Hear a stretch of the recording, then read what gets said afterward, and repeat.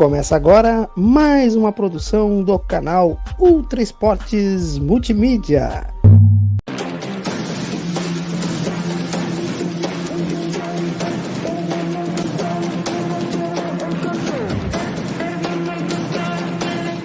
Começa agora, Mega Esportes.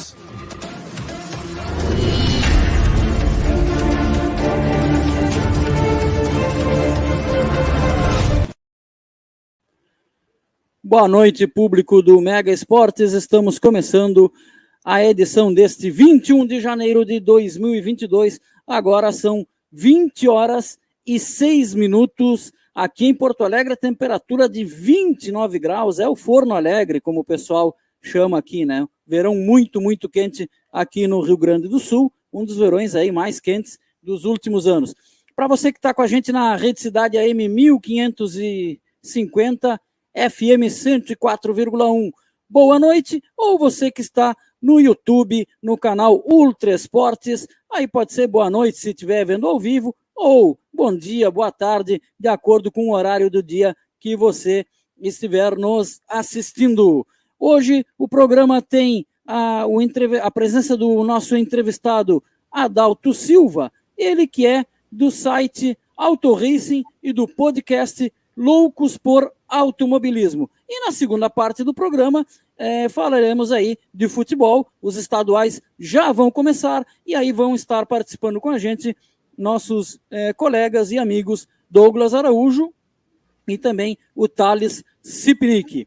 O Matheus já está aqui comigo, Matheus Milânio, para participar da entrevista, e o Felipe ele está tentando conectar. O Felipe está com problemas na conexão na internet lá da casa dele, no balneário do Hermenegildo, lá na minha querida Santa Vitória do Palmar, fronteira com o Uruguai, desde a semana passada, quando houve um fortíssimo temporal lá.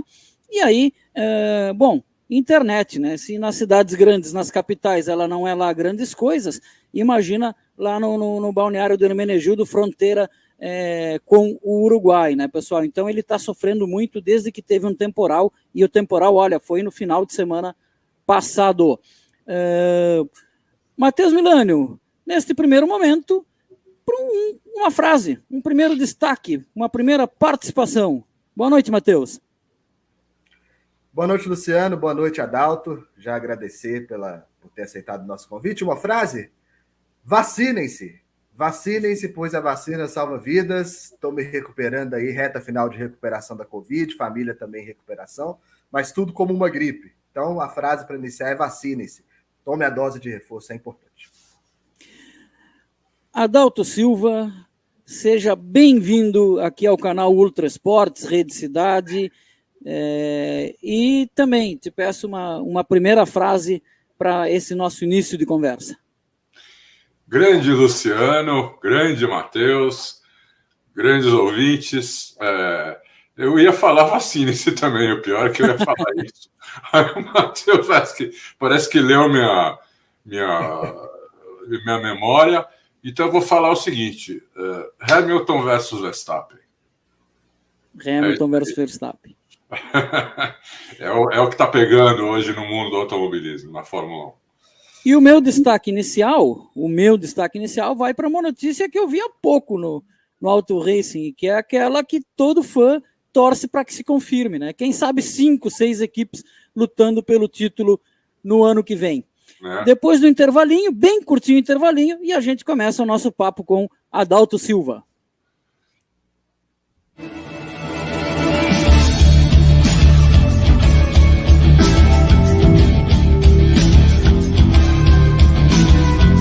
Um time começa com um grupo de amigos, forma equipes, obtém conquistas e cria ídolos. Um time conta a sua história.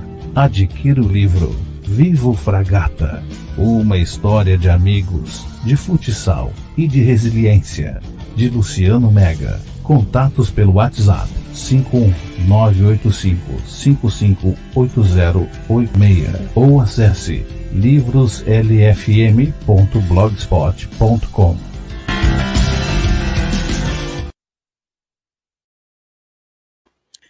Você que ainda não adquiriu o livro Viva ou Fragata, de minha autoria, ainda dá tempo, pessoal, ainda dá tempo. O lançamento está previsto aí para a primeira quinzena de fevereiro.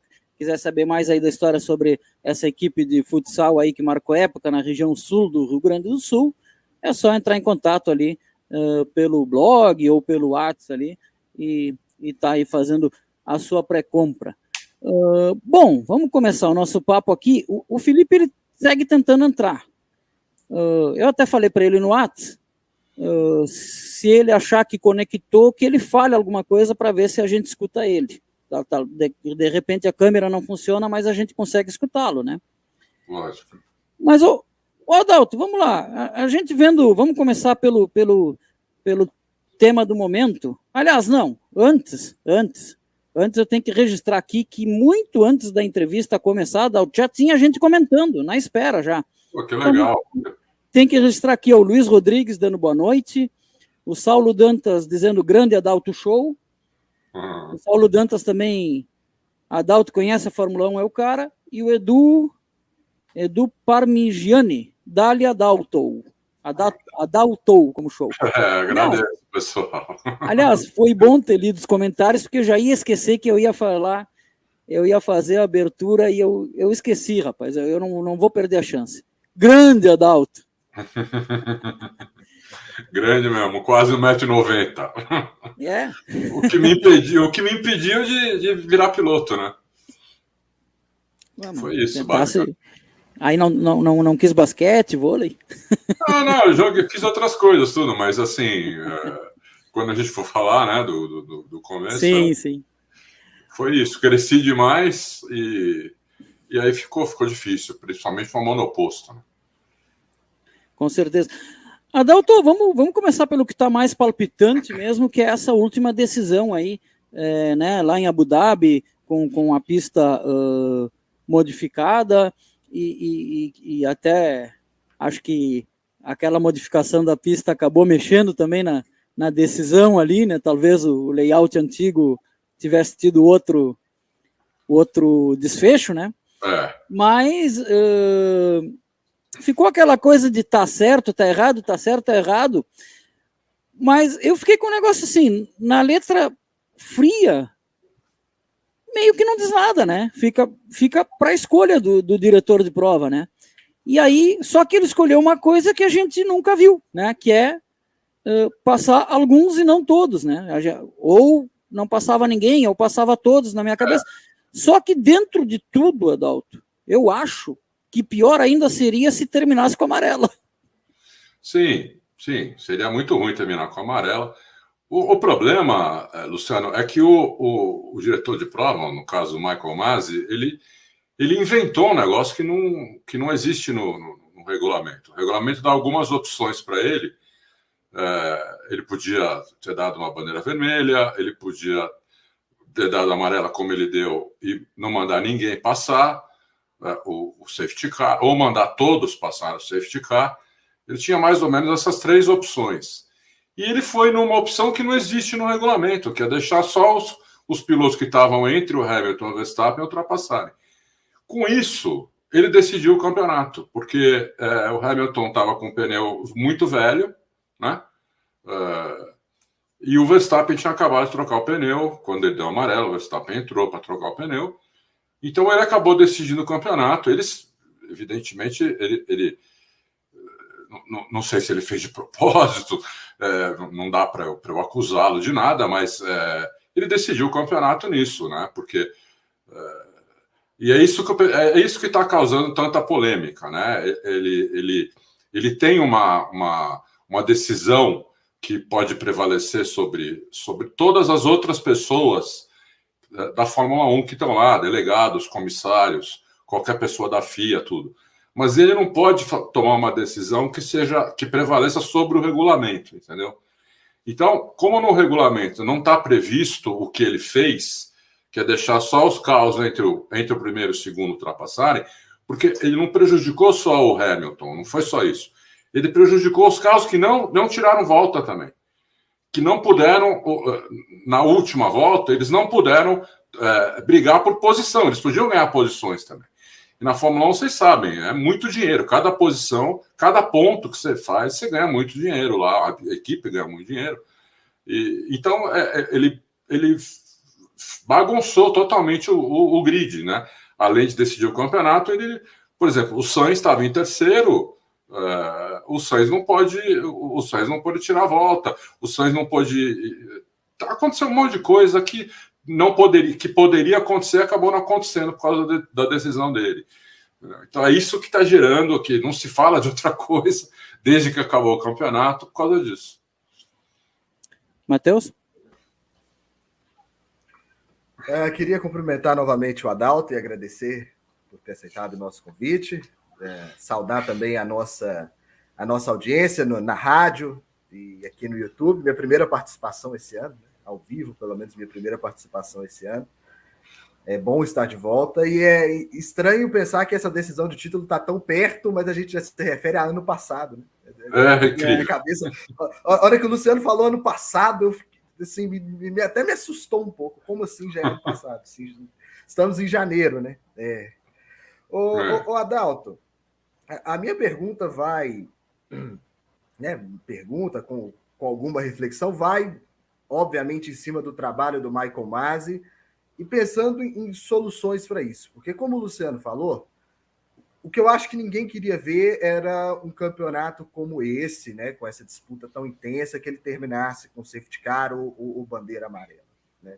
Eu acho que isso talvez esse seja o único ponto pacífico entre todo mundo que está no meio, não poderia terminar em bandeira amarela, nem em safety car, e talvez a gente não tivesse um mecanismo perfeito para isso no momento. E aí, a questão Michael Masi, ela é uma questão muito delicada, né? Porque ele, desde o início, ele foi um cara que não conseguiu estabelecer, não conseguiu ter critérios muito bem claros, não conseguiu ter critérios claros. Começa lá naquela questão do Vettel no Canadá, com o Hamilton, onde ele toma 5 segundos de punição, e 2 corridas depois o Verstappen toca com o Leclerc, e aí não tem punição. Então, foi um cara que nunca conseguiu ter critérios muito bem definidos. Nunca se soube assim, qual é o limite. E eu não sei se isso partiu por uma questão dele ouvir demais os chefes de equipe, ter até essa comunicação direta. Então, ele ficou numa coisa, tentando, às vezes, ser flexível demais. E, óbvio, que uma hora isso acaba tendo um efeito, né? Uma decisão de campeonato, óbvio que isso vai ter um grande efeito. Mas sobre isso eu queria pensar em futuro até, Adalto. Para a gente não ter a chance de um campeonato terminar em bandeira amarela, em safety car. Eu vi uma ideia tentando colocar a solução da NASCAR, né, com green, white e checkered, mas o problema a prorrogação. Combustível, né? É a prorrogação. O problema seria combustível, aí uma ideia mista de dar uma bandeira vermelha, parar e voltar com esse sistema, né? Com 2 voltas em bandeira verde. Não sei, qual que seria a solução para a gente não passar mais por uma situação como essa? Não, eu concordo com tudo que você falou. Inclusive, esse ano, no próprio ano passado, na primeira corrida no Bahrein, o Masi também ele tomou uma decisão absurda no meio da corrida. Ele decidiu que naquela curva 6 não podia mais passar da zebra, todo mundo estava passando. Na volta 36 ele falou, não pode mais. As equipes... Ele mudou a regra, né, no meio da corrida. As equipes avisaram os pilotos. Aí quando o Verstappen chegou no Hamilton para ultrapassar, ele ultrapassou justamente naquela curva e teve que devolver a posição. Quer dizer, então... depois teve outros acidentes durante o ano também, que são acidentes muito polêmicos, né? Cada um acha uma coisa. O problema maior para mim, que foi em Abu Dhabi, foi que todos os outros erros do Masi talvez tenham sido erros de interpretação. O problema em Abu Dhabi, na minha opinião, foi um erro de direito, entendeu? Quando é a mesma coisa que um juiz de futebol ele resolver fazer uma regra quando está faltando 2 minutos para acabar o jogo, está empatado, ninguém quer que acabe empatado, ele inventa um pênalti, inventa alguma coisa para um time, entendeu? Ou então ele, olha, vamos expulsar 3 jogadores desse time, vamos ver se acontece alguma coisa. Foi isso que ele fez. Então, eu acho que o que a FIA tem que fazer é colocar isso no regulamento esportivo desse ano. Né? O que vai acontecer se der uma bandeira amarela com 10 voltas para acabar, com 5 voltas para acabar, com 3 voltas para acabar, e se der na última volta ou na penúltima volta, provavelmente não vai ter nada o que fazer. Né? Vai acabar a bandeira amarela mesmo. Mas isso tem que estar no regulamento, todo mundo tem que saber antes de começar a corrida, porque isso muda até a dinâmica da corrida.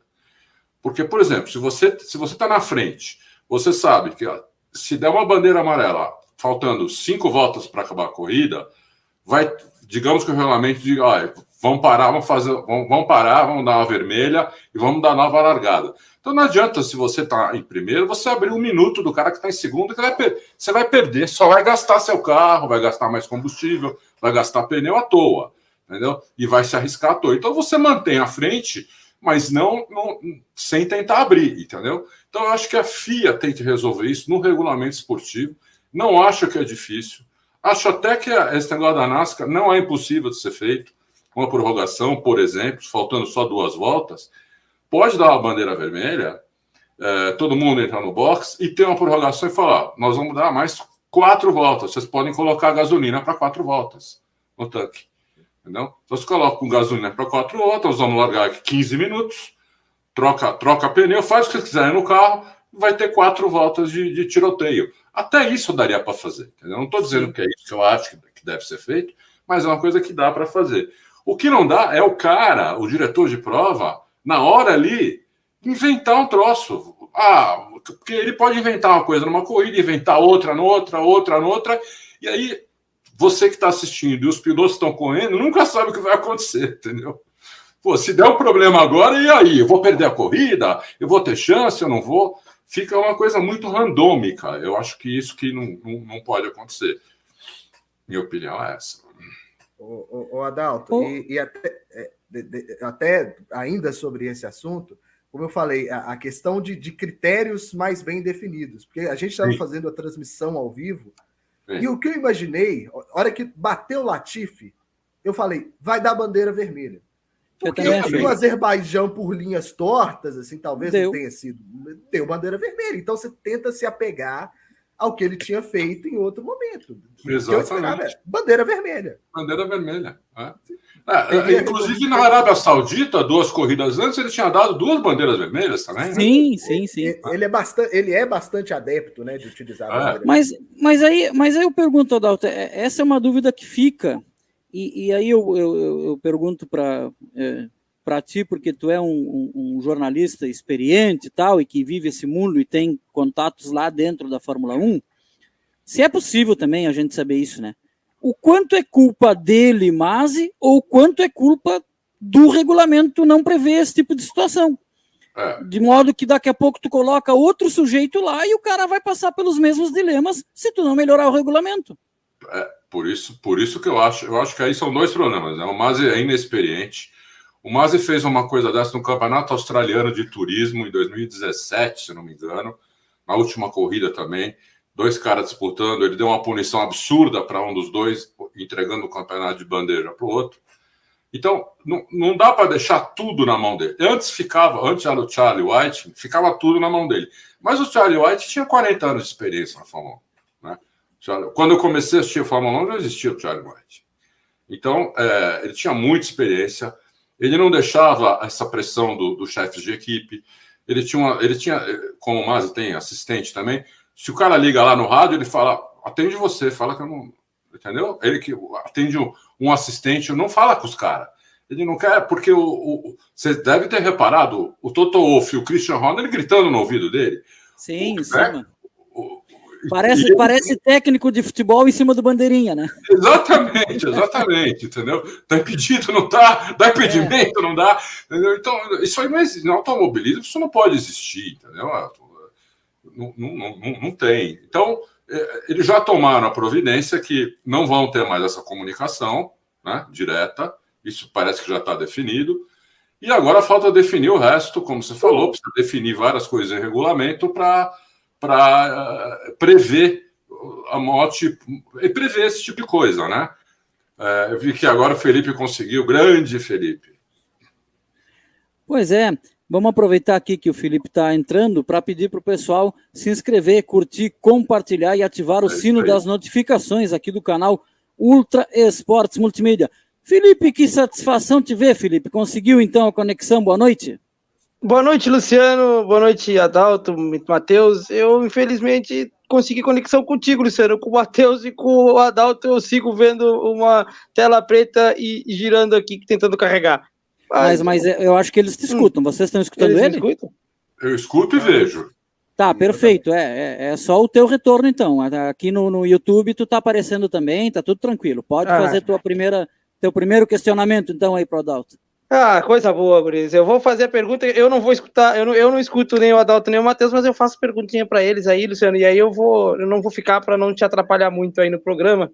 Mas vou deixar abre uma pergunta. Não, faz assim, abre uma outra janela, bota no YouTube lá que tu vai escutar por lá. Pode ser, quando eu consiga fazer isso aqui pelo telefone. Mas antes de tentar e acaba acontecendo alguma coisa, eu vou fazer a minha pergunta. E vou a pergunta para o Adalto. Adalto, prazer poder estar contigo aqui no programa. A primeira vez que eu estou participando contigo. Grande prazer. Adalto, a gente tem grandes rivalidades na Fórmula 1 aí de anos que a Fórmula 1 nos proporcionou e batalhas incríveis e épicas. A minha pergunta é em cima dessa atual, Verstappen e Hamilton. A gente, depois desse ano meio maluco, em que tudo se decidiu na última, a gente já pode colocar essa rivalidade entre os dois perto ou chegando, ou perto ou junto com as grandes rivalidades da Fórmula 1? Eu acho que pode. Sem dúvida, eu acho que pode, né? O Verstappen é o jovem que chegou agora, o jovem leão, que é o lugar dele, e o Hamilton é o cara que não quer perder o lugar dele, né? Que está consolidado lá, ele não quer perder o lugar dele. Os dois guiam muito, os dois são muito bons. O Verstappen é muito agressivo. Há muitos anos que a gente não vê um piloto tão agressivo quanto o Verstappen. O Hamilton era assim também, mas o Hamilton com o tempo foi ficando menos agressivo. E acho que a rivalidade vai eu acho que o Hamilton volta, né? Se ele voltar, essa rivalidade. Se ele voltar, essa rivalidade vai ser esse ano e provavelmente o ano que vem também. O contrato do Hamilton termina o ano que vem. E o Hamilton vai ter que mudar um pouco, inclusive, ele vai ter que voltar a ser mais agressivo como ele era antes, né? Porque o Verstappen, ele joga pesado, ele não é sujo. Não acho que o Verstappen seja sujo. Mas ele joga pesado, entendeu? Quando ele vai para ultrapassar ou defender posição, ele usa a pista inteira, ele não quer saber, né? Então, se você estiver do lado dele por fora, ou você bate ou você sai da pista, né? Ele dá essa decisão para você tomar, né? Mais ou menos o que o Senna fazia também, Montoya fazia um pouco isso, alguns pilotos, Mansell também fazia um pouco isso. Se a gente for voltar, Ronnie Peterson, Gilles Villeneuve. Ô, Adalto, os outros dias quando a gente fez... Qual era a temporada, Matheus, que eu até falei para vocês? Isso aí era o Piquet antes do acidente. Porque tem uns lances assim... Isso aí. Quando eu vejo umas ultrapassagens ali que o Nelson Piquet fazia, até antes do acidente na Tamburello, eu não vou dizer que ele fosse exatamente igual a esses caras que tu tá citando, mas ele era osso duro de roer também. Sim. Depois depois daquele acidente, é que ele fica com uma pilotagem um pouco mais limpa, mais de estratégia, né? Mas tem uma na Austrália que o Mansell vai tentar ultrapassar ele, né? Tem um retardatário na frente, o Piquet sai do retardatário e o Mansell sai dos dois. E o Mansell vai conseguir passar ele. Ele fecha o Mansell de um jeito. O Mansell teve que frear e passar reto e na área de escape. Mas então, ele foi eu acho que na verdade Mansell, né? eu acho que na verdade todo grande campeão é assim um pouco. Não, todos eles são um pouco assim. Não, Piquet era muito duro de roer. Agora, depois do acidente, ele modifica o jeito, né? Um pouco. Que nem o Lauda também, né? O Lauda também mudou muito, mudou até mais que o Piquet. Mas o Piquet, ele dava o espaço para o carro do lado. o Piquet é muito limpo, apesar de ser duro, dificílimo de ultrapassar, freava lá dentro, ele dava o espaço de um carro para o cara. Por isso que também não faziam isso com ele, né? Se for piquetista que nem eu, né, você vai lembrar poucas situações. Eu lembro de uma só, que o Piquet foi jogado para fora da pista pelo Alan Jones em 80 no Canadá. Eu só lembro dessa, eu não lembro de outra. Porque o Piquet era muito limpo. E o Piquet, só a famosa só do Salazar. Essa do Salazar, o Salazar fez ele fez um absurdo lá, né? Que o Piquet perdeu a paciência. Ele saiu do carro, foi para cima do cara, porque o Salazar era retardatário, né? Isso é de brincadeira. E o Piquet ia ganhar aquela corrida, entendeu? Quer dizer, o Salazar tirou o Piquet da corrida. Então o Piquet ficou doido, foi para cima dele. Eu nunca vou esquecer isso. Hockenheim. Isso. Só não lembro o ano exatamente, 80 alguma coisa. Antes de passar para o Matheus fazer a próxima, ler alguns comentários aqui antes que fiquem muitos. Ó. O Raimundo Júnior dizendo um salve para o ídolo Stroll. Wesley. Eu tenho essa brincadeira com o ídolo. Eu sei. Wesley Adalto é show. O Nishan Capuji, grande mestre Adalto. O Luiz Rodrigues dizendo, acho que seria uma boa ideia. É muito poder para uma pessoa só. O Luiz Rodrigues dizendo, Piquet tinha uma língua boa também. Bom, ainda tem. Ainda tem. E o Luiz Rodrigues riu, acho que é do momento que eu falei do Salazar aí. Matheus.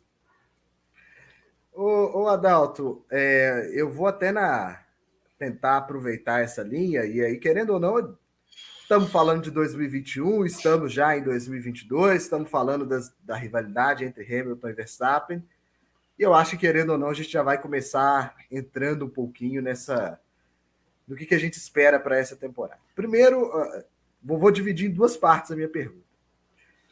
Primeiro, existe algum risco da Red Bull e da Mercedes estarem um pouco atrás nessa disputa por terem levado até o finalzinho do campeonato essa disputa pelo título, algo que aconteceu na virada de 2008 para 2009 com Ferrari e McLaren, né, que acabaram ficando um pouco para trás na virada de regulamento também. E se for o caso, por exemplo, se a gente tiver mais carros nessa disputa, ou se você, até pensando no caso do Russell, se a gente incluísse um terceiro elemento nessa briga entre Hamilton e Verstappen para brigar pelo título, quem que você acha que seria o principal favorito a ser um terceiro elemento nessa briga? Bom, muito boas perguntas, Matheus. A Mercedes ligou o carro dela já em dezembro. A Mercedes estava... A Mercedes tem uma estrutura e processos impressionantes lá, né? Alemão, né? Alemão não brinca com isso, né? Então, eles tinham uma turma só para o carro novo, desde o começo do ano. Eles não estavam nem aí para o carro do ano passado, essa turma, e estavam só trabalhando no carro novo. Então, mal acabou a temporada, uma semana depois, 10 dias depois, eles já ligaram o carro novo. Inclusive, colocaram na internet tudo. A Red Bull está um pouco atrasada, ela está terminando o carro essa semana, né? E até terminar essa semana que teve... Eu falei com o meu contato lá da Red Bull, ele falou que teve umas alterações no carro, mas a semana que vem o carro já vai estar pronto. Se existe o risco, eu acho que existe, mas é muito pouco. Eu acho que é baixo o risco, entendeu? Porque são duas equipes muito bem estruturadas, com bastante dinheiro, com os melhores projetistas técnicos, mecânicos. Então, todos os melhores hoje estão lá, e alguns na Ferrari, mas mais na Mercedes e na Red Bull, né? Então, existe esse risco, mas eu acho que é baixo.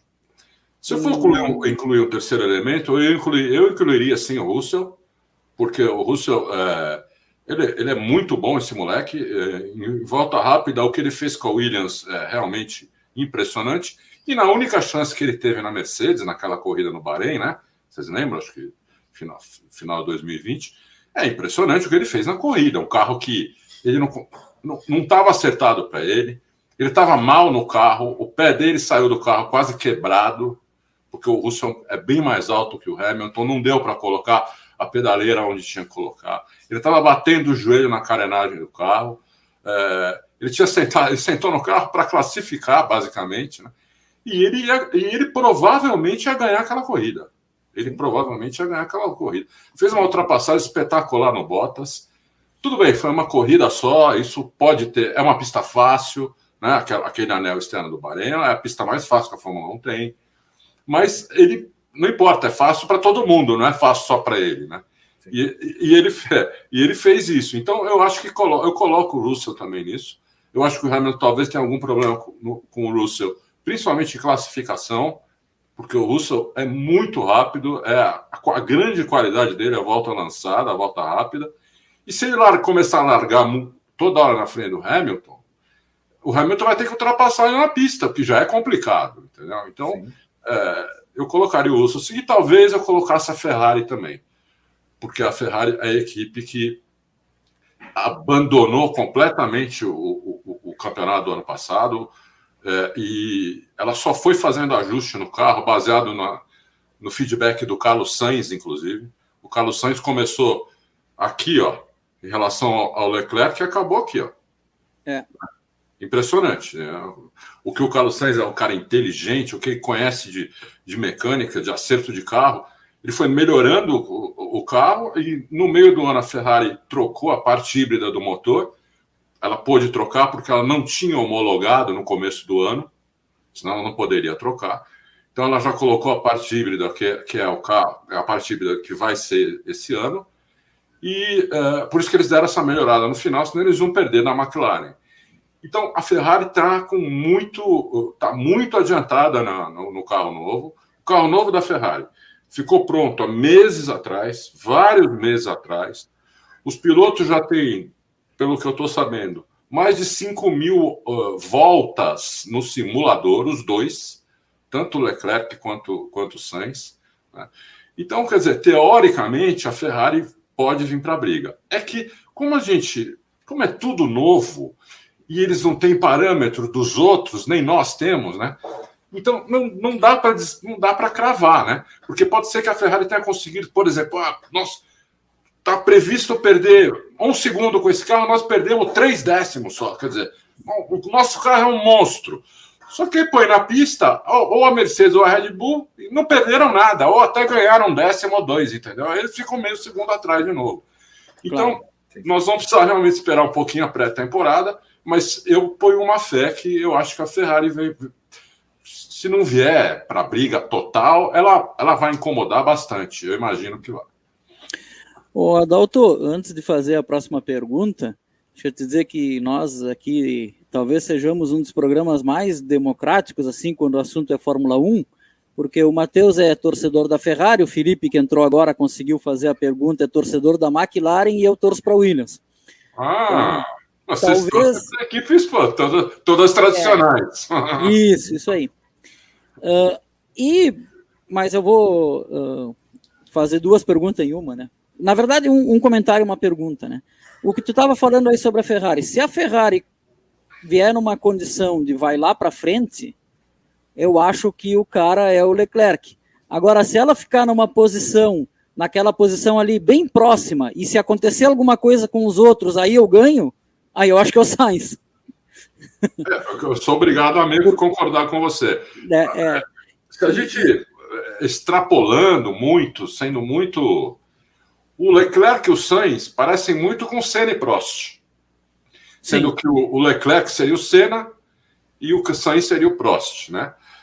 O Sainz mais cerebral, um acerto de carro absurdo, deixa o carro neutro, acaba a corrida, o carro do Sainz está inteiro, o do Leclerc está destruído. Era muito Senna e Prost isso, né? Então, eu concordo meio com você. Agora, o Sainz, ele vai ter que ser... O Leclerc é um pouco mais rápido que ele. Então, se ele quiser ganhar do Leclerc, ele vai ter que ser na inteligência, mais ou menos como o Piquet fez com o Mansell em 87. Que o Piquet sofreu aquele acidente no começo da temporada, ficou mais lento, ele mesmo falou.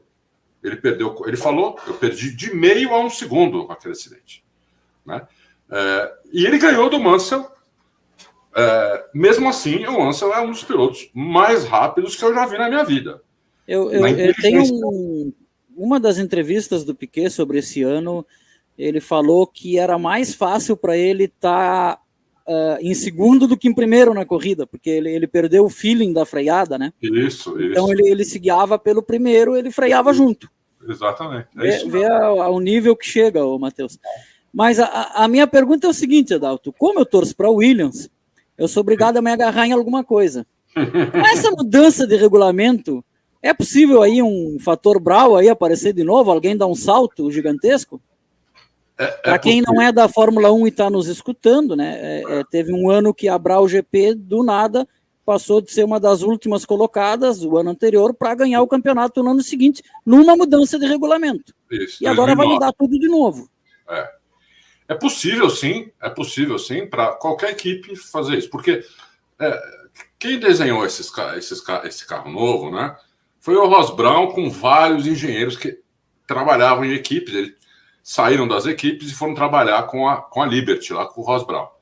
Então, eles tentaram cobrir tudo no regulamento técnico do carro. Só que eles tentaram, não quer dizer que eles conseguiram. Né? Não quer dizer que eles conseguiram. Porque os caras da Fórmula, por exemplo, você vai impedir o Adrian Newey de inventar alguma coisa? O Adrian Newey inventou, por exemplo, o difusor soprado, né? Da Red Bull em 2010. O Ross Brown inventou o difusor duplo, ganhou o campeonato. Aí o que o Ney fez? Ele colocou um duplo soprado. E aí ele foi ganhando o campeonato. Aí todo mundo copiou, ele colocou um difusor soprado a quente e acabou ganhando 4 anos seguidos. Então, pode alguém sim dar um pulo do gato e fazer alguma coisa e o carro ser meio segundo, 1 segundo mais rápido. Pode acontecer. Não acho fácil que aconteça, né? A gente olhar para a Fórmula 1 desde 72, quando eu comecei a ver, mas eu era muito pequeno ainda, comecei a entender a Fórmula 1 lá para 78, 79. Se você olhar aí, você vai ver que aconteceu isso com a Brown, aconteceu isso quando o Colin Chapman inventou o carro asa, em 78, né? Que o Mario Andretti sentou no carro, vestiu o carro e ganhou do Peterson, que era franco favorito, muito mais rápido que ele, mas com o carro asa, o Peterson não guiava tão rápido quanto o Mario Andretti. Aconteceu em 92, quando a Williams inventou a suspensão ativa, né? E depois veio acontecer de novo com a Brown em 2009, quando eles inventaram o difusor duplo. Então, nada impede que alguém invente alguma coisa agora, que esses caras não previram e vá para frente. Concordo, sim, pode acontecer, sim. Tá certo. O Felipe me avisou por WhatsApp que realmente não deu mais, mas pelo menos ele conseguiu entrar e fazer uma participação aqui com o Adalto. Matheus? Ô Adalto, agora, assim, eu confesso que em termos de conhecimento técnico, me falta assim, para explicar quais são as grandes diferenças, né, do carro desse ano. Eu tenho uma ideia por alto de quais são as grandes diferenças, mas a gente tem aqui um público, que é o público que acompanha a Fórmula 1 aqui com a gente, mas tem um público muito do futebol, né? O programa também fala de futebol. Né? Inter e Grêmio deve ser uma briga, né? Opa! Você precisa ver o grupo de WhatsApp do programa. Nossa Senhora, imagina. É uma coisa assim, eu fico de fora, meu time foi campeão brasileiro da Copa do Brasil. Quando tem debate Grenal, o Matheus fica de mediador. Fica de mediador. Né? Então, assim, é uma coisa assim. Então, assim, para quem assiste a Fórmula 1, igual o nosso amigo Thales Cipinic, que é integrante aqui do nosso programa, que começou a acompanhar a Fórmula 1 com a gente aqui, né? Desde o ano passado, se a gente fosse explicar para o Thales hoje, assim, o que vai ter de grande diferença entre o carro desse ano para o carro do ano que vem? O que a gente vai olhar, vai ver a dinâmica da corrida e o que a gente vai ver de diferente do carro desse ano, do carro do ano passado para o carro desse ano? Né? Desse ano, Bom, o grande problema da Fórmula 1 há muitos e muitos anos, desde que a aerodinâmica se tornou o fator mais importante do carro, foi a questão da ultrapassagem. Porque o que os engenheiros eles fizeram? Além de eles fazerem uma aerodinâmica boa para o carro deles, eles fazem de tudo para jogar sujo para trás. Para o carro que está atrás não ter ar para a aerodinâmica dele funcionar, para ele ter downforce. Então, o carro atual, o carro até 2021, ele gerava um monte de vórtices atrás dele e ia até 20, 30, 40 metros atrás. O ar ia assim, ó, o ar ia sujo, ia para os lados. Então, o carro de trás, o carro ficava muito besta, principalmente em freada e contorno de curva. A frente, o carro não obedecia, porque não tinha ar para ele, para jogar a frente no chão, por exemplo. O que eles fizeram nesse carro é o seguinte: esse carro é todo projetado para o downforce dele. Em vez de vir do ar que vem por cima do carro, é o ar que vai vir por baixo do carro. Então, eles fizeram túneis do lado do carro, túneis, eles chamam de túnel Venturi, né? É um ar que ele vem pelo chão, bem baixo, né? E ele entra por aquele túnel Venturi. Aquele túnel Venturi, ele é assim. Então, ele dá aquele efeito de grudar o carro no chão, ele puxar o carro para o chão. E na saída, ele sai para cima. Ele não sai para trás, ele sai para cima. Então, ele suja muito menos o ar para o carro que vem de trás. Então, essa é a ideia que eles tiveram para fazer esse carro. É não sujar o ar do carro que vem de trás. Evidentemente, e aí possibilita seguir mais de perto, né? Seguir mais de perto, entendeu? Porque antigamente, como é que a gente... Você, ainda mais você, Luciano, piquetista, você deve lembrar. Sim. As ultrapassagens, os caras faziam a curva colado, saia na reta, no vácuo, tirava e ia disputar a freada ali depois. Né? Olha a minha caneca, Dalton. Então, olha, essa ultrapassagem aí é a maior ultrapassagem da história da Fórmula 1, só isso. Só isso. Ô, Dalton, encaixando no mesmo tema, encaixando aí até para tu explicar ainda melhor para aquele cara que não é fanzaço, assim, só para explicar, acho que faltou a gente te avisar disso no início. Nós temos um programa só de Fórmula 1 nas terças, que aí é só no YouTube. O programa da segunda e da sexta, como é rádio e YouTube, ele é mais futebol do que Fórmula 1. Hoje estamos contigo com a entrevista. Então, por isso que a gente está, às vezes, pedindo para tu mastigar um pouquinho mais. Lógico. Com essa nova regra, eu tenho uma dúvida, que na verdade é uma dúvida que eu torço para que ela se concretize. O piloto de um carro melhor, se ele estiver sendo perseguido por um carro um pouco pior que o dele, se ele errar a entrada da curva, ele pode ser ultrapassado na reta, né? Com os carros atuais não tem como. Com esse carro novo, pode ser. É isso, né? Pode, exatamente. Esse carro novo vai punir o piloto que errar muito mais do que o carro anterior punia. Né? Porque, como o carro anterior, o cara não conseguia fazer a curva colado, então se o da frente desse uma erradinha pequena, né? Pequena, ele ainda conseguia muitas vezes se manter na frente. Agora não. Uma erradinha pequena, o cara vai estar muito mais perto dele do que estaria antes. Então, vai punir mais o piloto que cometeu o pequeno erro, né? Que se você colocar aí na câmera on-board, é legal ter o F1 TV, porque você pode escolher as câmeras on-board, e aí você vai vendo os pequenos erros que os pilotos cometem durante uma corrida, né? Então, isso é muito interessante, porque daí você repara bem na tocada do piloto, como ele faz a curva, quantos erros ele comete, se ele anda redondo, se ele destrói muito o pneu, se ele freia muito dentro, se ele comete overdrive, tem que corrigir o carro o tempo todo. É isso mesmo que você falou.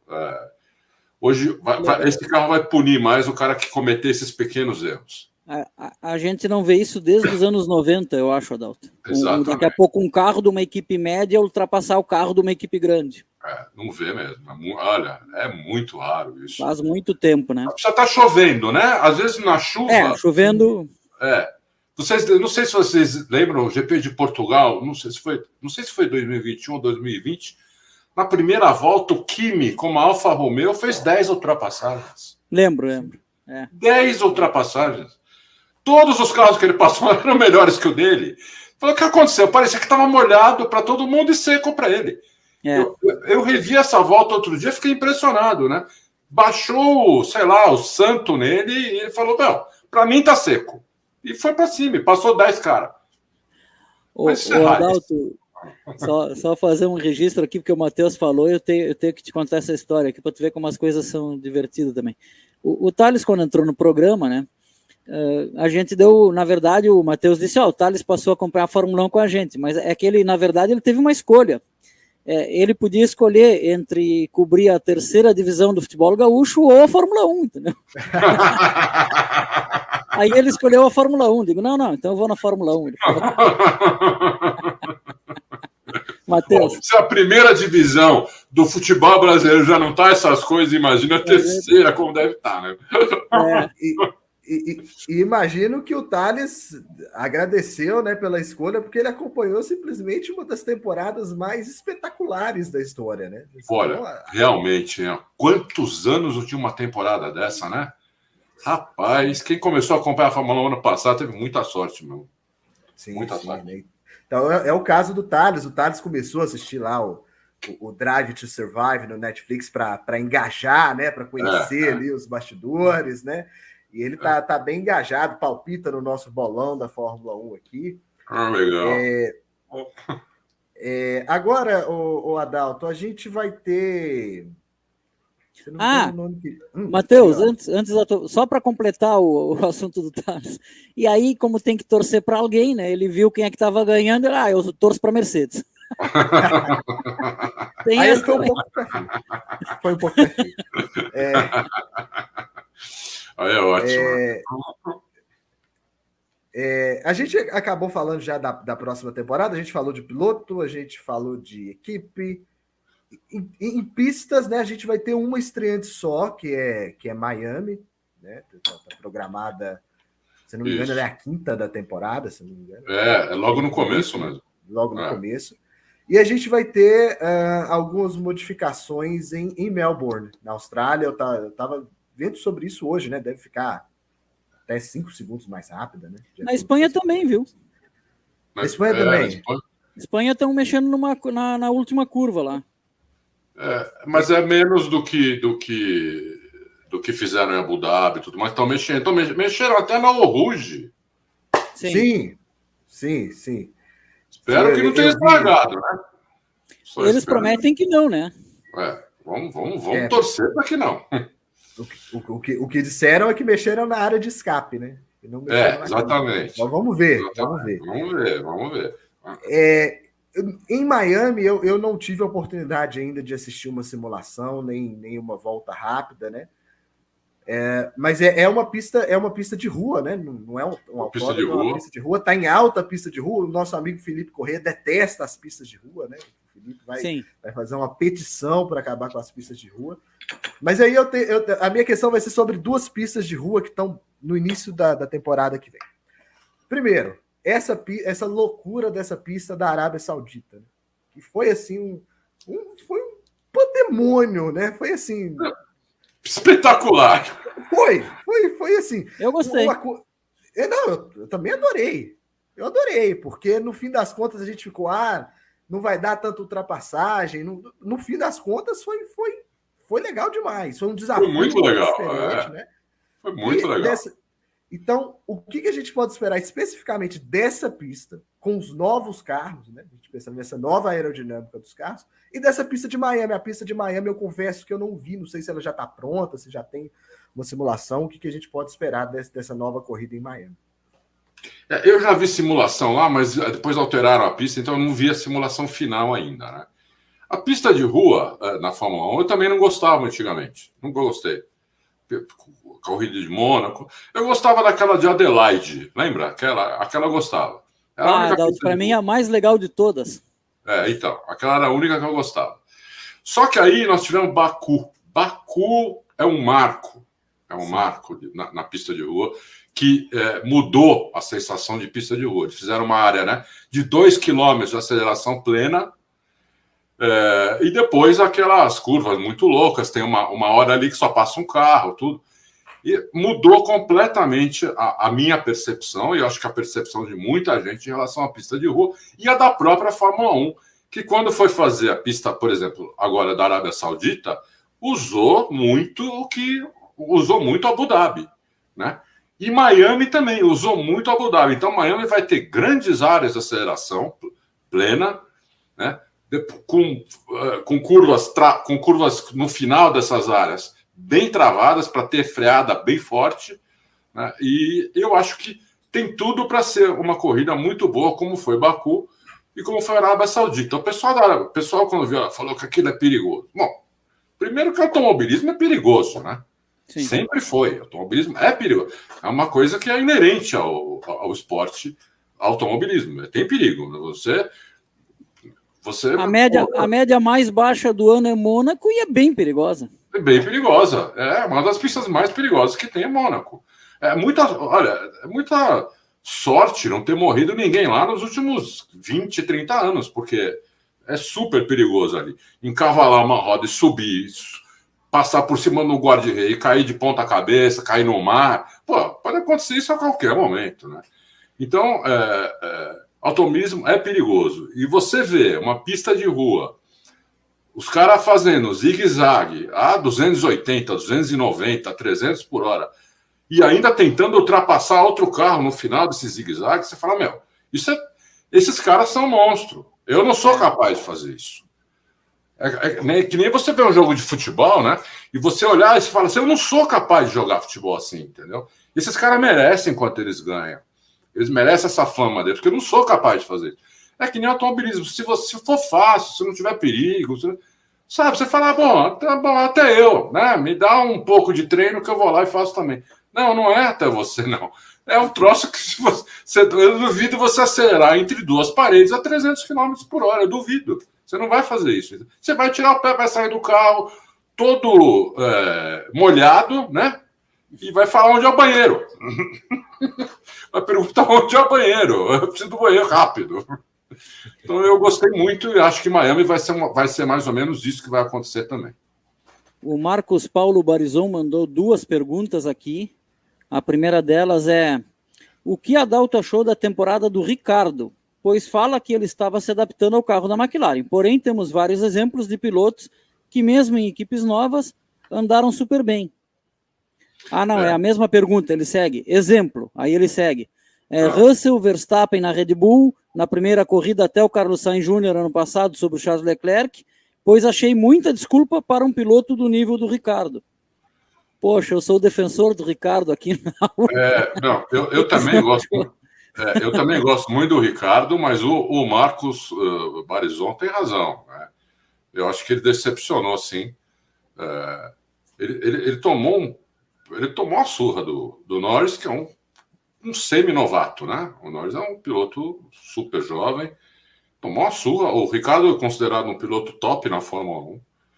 Né? É um piloto que, tudo bem, o Verstappen ainda estava no começo de carreira ali, tinha chegado mas o Ricciardo bateu no Verstappen em 2 anos, fácil. Depois, no 3º ano, ele perdeu, porque quebrou muito o carro dele também. Ninguém esperava que ele fosse ter tanta dificuldade com o carro da McLaren como ele teve. Ele ganhou aquela corrida meio em Monza, que foi, sabe, meio randômica, poderia ter vencido fácil. É que a McLaren não é de fazer isso. Se fosse outra equipe, mandava trocar, porque o Norris já tinha muito mais ponto do que o Ricciardo. Se fosse outra equipe, mandava trocar.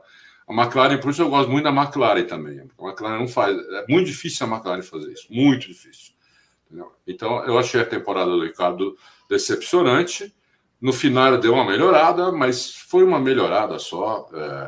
Vamos ver esse ano agora, que todos eles saem do zero, com um carro completamente diferente. Vamos ver como é que vai ser. Mas eu concordo com o Marcos Barizon aí, que foi decepcionante, sim. E o Marcos está dizendo que também adora ele, só achou que não rendeu. Não rendeu mesmo, é verdade.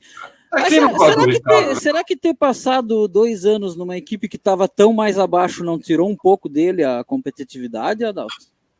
Pode ser, mas olha, aí ele teve, tudo bem, a pré-temporada foi muito curta, mas ele teve 5, 6 corridas para se adaptar, e na minha opinião, ele não se adaptou a esse carro nunca, principalmente em curva de média velocidade, que é o que mais tem na Fórmula 1, curva de média velocidade, né?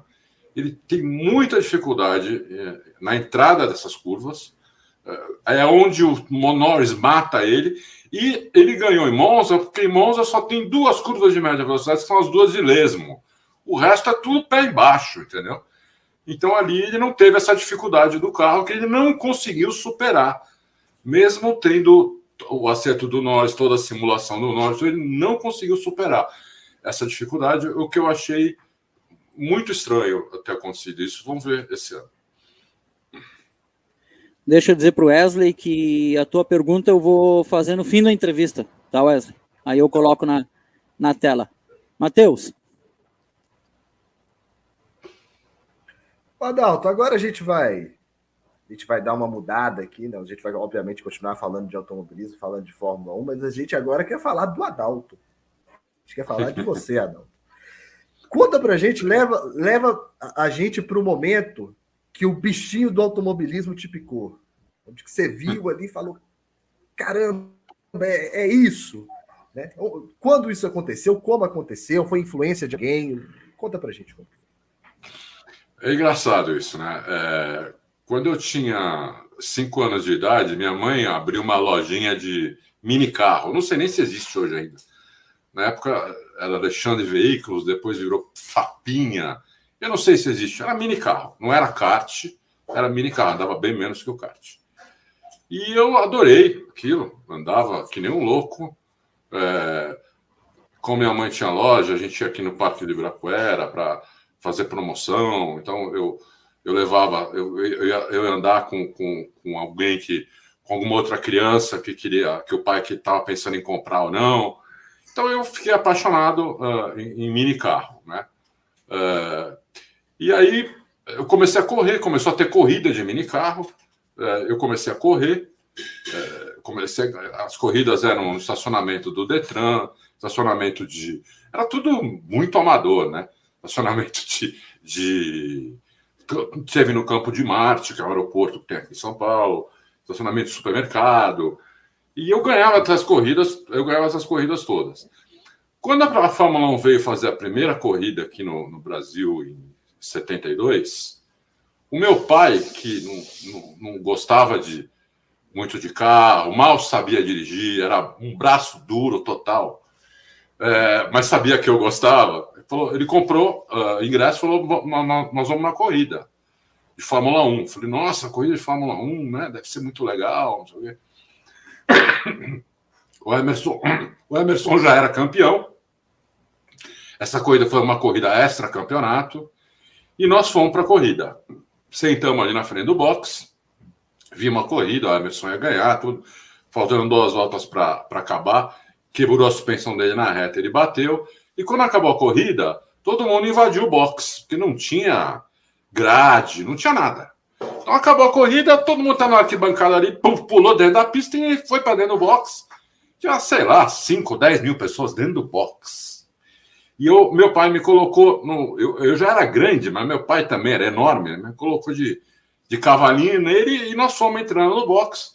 Por alguma razão, chegamos do lado do Emerson. Eu já estava no chão. O Emerson passou a mão na minha cabeça. Aí, meninão, ele falou. Que legal. Não vou esquecer disso. Foi aí que ele me transmitiu o vírus. Nesse momento, ele me transmitiu o vírus. Foi uma passada de mão na minha cabeça. Eu peguei o vírus da Fórmula 1, do automobilismo, aí eu fiquei doido. Né? Fiquei doido e a partir daquele momento eu só queria saber de carro de corrida, Fórmula 1, qualquer coisa que com 4 rodas, kart, qualquer coisa que andasse de 4 rodas. E eu me apaixonei pelo kart. Minha mãe não queria que eu andasse de kart, porque numa daquelas corridas de mini carro que eu estava falando para vocês, estava sendo televisionada. Eu não sei nem se tem TV Gazeta aí no Sul. Aqui em São Paulo tem uma rede, chama-se TV Gazeta. Estava sendo televisionada pela Gazeta. E eu cheguei a ficar de 2 rodas numa dessas corridas. Minha mãe viu, ficou apavorada e falou, não vai mais correr. Eu fiquei doido, né? Eu quase fugi de casa. Né? E eu tinha um primo que corria de kart. Um primo que era 1 ano mais velho que eu. Que Deus o tenha, ele já morreu. E o pai dele, meu tio, né?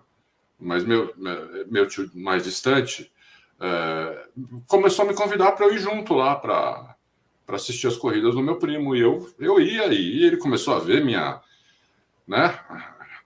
angústia vendo aquilo, né? Ele falou, você não quer... Meu primo tinha 3 karts, né? Você não quer andar com o kart aí, treinar, ver o que você acha, não sei o quê, você já andou tanto em mini. Aí nossa senhora, se eu quero. Sentei no kart dele e comecei a andar também e fui mais rápido que o meu primo. Depois de, 40 minutos andando. Meu tio ficou doido. Falou, porque meu primo já corria uns 3 anos de kart. Né? E aí meu tio me inscreveu no campeonato aqui paulista de kart, década de 70, isso? Eu não lembro, 75. Não lembro se foi 75, 76. Depois eu vou contar para vocês por que eu não lembro também. E faltavam 5 corridas para acabar o campeonato paulista. Eu entrei lá, ele me inventou um nome e colocou o sobrenome dele. Primeiro, para minha mãe não saber. Minha mãe achava que eu ia junto para ver o meu primo correr. Não que eu estava correndo também. E aí, na última corrida do campeonato, eu falei, eu vou ganhar essa corrida. Porque eu já peguei a mão da pista, peguei a mão do carro, estava andando bem, falei, eu vou ganhar essa corrida. Meu tio falou para mim, você vai ganhar, não sei o quê. Aí, o que aconteceu? Olha só o que aconteceu. Meia hora, 40 minutos antes de começar a corrida, avisaram que um certo Ayrton Senna, que já era campeão da categoria dele, 2 anos mais velho que eu, ia correr na nossa corrida. Eu falei, peraí, como assim? Né? Porque ele já apavorava no kart, a molecada aqui naquela época. Todo mundo já sabia quem era o Senna naquela época. Porque ele era um monstro no kart. Eu falei, como assim? O que esse cara vai fazer aqui? Nem é. O cara é velho, não dá, não pode. Não. Ele vai correr para treinar, ele pode correr. Eu falei, dito e feito. Eu cheguei em segundo, né? Quem ganhou foi ele, lógico. 200 metros de diferença, 300 metros de diferença. E eu cheguei em segundo, ele impediu a minha única vitória que eu teria no kart e acabou minha carreira no kart dessa maneira. E foi isso, basicamente foi esse o começo. Depois eu comprei um outro kart, mais para brincar. Daí eu dei o estirão quando eu tinha 15, 16 anos, eu comecei a crescer demais. Eu não era para ter toda essa altura e acabei ficando muito grande, parecia um macaco no kart. Eu entrava no kart, né, meu joelho batia no volante, ficou muito ruim, né, para eu continuar no kart. E eu saí do kart, fiz umas corridas de Campeonato Paulista, que é amador, de carro normal, tudo, mas você, quando está acostumado com kart, ainda mais kart de corrida mesmo, qualquer coisa, você sai de um kart, entra num carro, nem que seja uma Ferrari, você acha uma banheira. É uma banheira. O kart, eu não sei se vocês já tiveram a oportunidade de andar de kart, o kart é muito rápido, o kart é uma coisa... É um monstro aquilo, né? O que acelera, o que freia, o que faz de curva, aquilo é um monstro. Então, eu tentei até brincar de carro de turismo, mas eu achava aquilo uma banheira, muito lento, tudo... Falava, nossa, não tem nada a ver. Então, acabou a carreira de piloto assim, entendeu? Eu brincando lá de kart, eu vendi o kart e foi isso. Foi assim que começou as coisas comigo. Apanhando do Senna, a única corrida que eu poderia ganhar. 2 comentários aqui, um da Vanusa, dizendo o melhor sem sombra de dúvidas, Adalto, e o outro eu até fiquei na dúvida se eu colocava ou não, porque é do Auto Racing, né? Então não sei quem é que está apostando aí no Auto Racing, mas dizendo, ó, grande Adalto Silva, manja muito de automobilismo. Não iam falar mal do chefe, né, Matheus? Deve ser o nosso produtor. Ô Adalto, e aí aproveitando o gancho e a brincadeira, né? Eu não vou dizer para tu fazer merchan do Auto Race, porque é um dos sites mais conhecidos do Brasil e tal, mas eu vou aproveitar para, através disso, te fazer um questionamento que a gente vê muito, até eu e o Matheus e o Felipe, a gente conversa muito no nosso grupo do programa do WhatsApp, porque nós faz programa de esportes porque gosta de esportes, né? Então a gente também consome todo mundo, né? Sim, a gente vê vocês, vê outros programas, outros podcasts, vários sites, enfim. Quando sai uma notícia num, a gente quer ver em 3, 4 para ver se confirma, aquela coisa toda. Eu acho que todo mundo que gosta faz, né? E aí eu vejo assim, e queria um comentário genérico teu, assim, sobre o tom atual das coberturas, porque às vezes me parece que alguns veículos, sem citar nomes, meio que estão, parece que se perdendo e entrando junto nessa briga das torcidas. Sim. De modo que tu vê manchetes, a não ser que seja uma manchete só caça-clique, que depois tu entra lá e o texto não tem nada a ver, isso acontece também. Mas às vezes tu vê um posicionamento assim, né? Fulano sabe, sei lá, o equivalente a sujo, né? Não escreve sujo, mas... Lógico.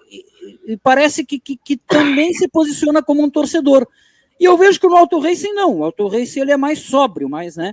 E isso é até uma qualidade que eu vejo. Mas como é que tu vê esse movimento aí da imprensa como um todo? E aí pode até extrapolar para outros temas, não só a Fórmula 1, se tu quiser. Mas como é que tu vê esse movimento assim da função jornalista na sociedade, seja no esporte, enfim, dessa questão aí, desse extremismo que a gente vive hoje? Parece que alguns jornalistas, até no esporte, embarcam nessa também. Embarcam mesmo. O Brasil virou, não é? Extremo em tudo, conseguiram politizar até vacina, até saúde, até doença, nunca vi isso. Como se só um tipo de gente pegasse doença, o outro não. Então, coisa maluca, né?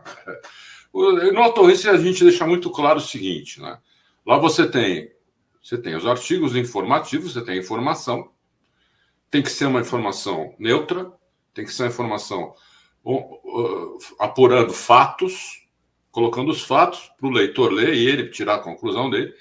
E você tem alguns colunistas, eu e mais algumas pessoas que escrevem colunas opinativas, assinadas, onde a gente dá a nossa opinião sobre alguns fatos que acontecem, né? Então, acho que tem que separar muito bem isso, porque se você tomar um lado, você perde a credibilidade com o outro lado, né? Porque hoje tem alguns lados, mas na maioria das vezes são só dois. Você não pode tomar um lado. Você tem que tomar as notícias, elas tem que ser, o lado delas tem que ser o fato apurado, consumado. Você tem que colocar lá, fulano, ciclano disse isso, por causa disso. A corrida foi assim, assado, tal piloto ganhou, tal chegou em último. Isso é uma notícia e tem que ser assim. Você não pode ficar inserindo na notícia, como você vê na imprensa hoje, política, econômica, até na esportiva, os caras começam a inserir a opinião deles na notícia. Então, o time mediano do Corinthians. Como assim? O time não cabe você colocar o time mediano do Corinthians. Você está dando uma notícia factual. Não cabe você escrever isso, entendeu? Você tem que colocar o Corinthians, não o time mediano do Corinthians. Que eles fazem com político, né? Os caras que são bolsonaristas, os que não são, os caras que são contra a vacina, os que são a favor da vacina. Vira uma bagunça, né? O nosso povo os políticos já dão uma educação ruim para o povo, né? Já proporcionam uma educação ruim para o povo, para a grande maioria do povo que tem que estudar a escola pública. É um problema aqui no Brasil, né? Porque a escola pública ela só piora de 30 anos para cá, 40 anos para cá, ela só piora. E aí você tem uma imprensa que ainda fica tendo lado, é muito ruim, né? Você acaba não informando ninguém direito e você começa a confundir as pessoas, que elas começam a achar que você torce para um, torce para outro.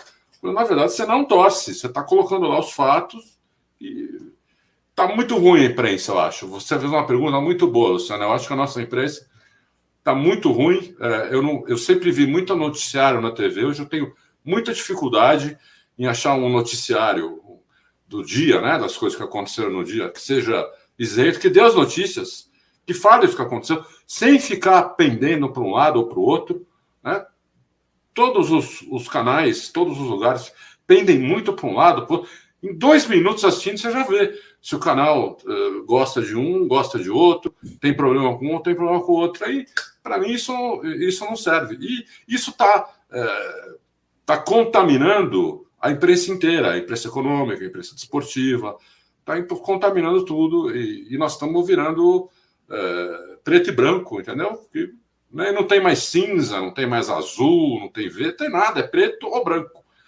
Eu acho muito pouco, acho pequeno isso daí. Então a gente tenta fazer uma coisa que seja dos dois lados. Você vai ver notícia lá que a Red Bull pode ser que venha com um carro espetacular, até mais rápido do que era o carro do ano passado, e na próxima notícia a Mercedes já ligou o carro dela, e a outra é a Renault, por exemplo, a Alpine, que disse hoje que o motor é uma besta. O motor é uma bomba, é uma besta. Disse hoje isso, entendeu? Você não vai ficar torcendo, entendeu? Porque você ficar torcendo, põe lá, clube do não sei quem, entendeu? Não, ainda se a torcida for no comentário, no lado esportivo, Adalto, sim. Eu ainda aceito. O que eu acho estranho é o seguinte, por exemplo, vamos supor, se eu sou uma pessoa de direita ou de esquerda, tá?